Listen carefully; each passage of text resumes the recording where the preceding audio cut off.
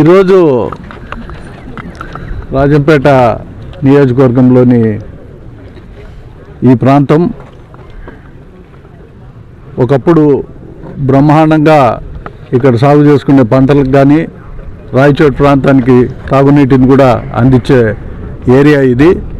ఇక్కడ ఇసుక క్వారీలు పెట్టి, అదేదో ఇసుక క్వారీ అంటే నాకు అర్థం కాలేదు. చంద్రబాబు నాయుడు గారు ఏమో ఉచిత ఇసుక అన్నారు.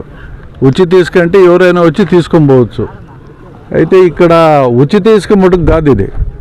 దాదాపు ఒక్కొక్క టిప్పర్కు 6,000, 7,000, 8,000 ఎవరి ఇష్ట ప్రకారం వాళ్ళు వసూలు చేసుకోవచ్చు.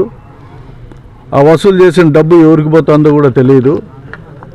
ఎన్ని వందల టిప్పర్లు పోతాడో తెలియదు. అకౌంటబిలిటీ లేదు.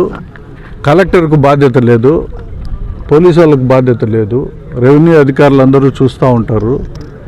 మరి దోపిడీ అంటే ఇప్పుడు ఇసుక నుంచి తైలం కాదు, ఇసుక నుంచి నోట్లు తీస్తుంటారు ఈరోజు బయటికి.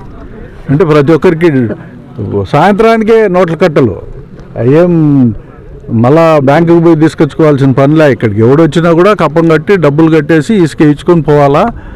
ఇది సాంప్రదాయం అయిపోయింది ఇప్పుడు ఈరోజు.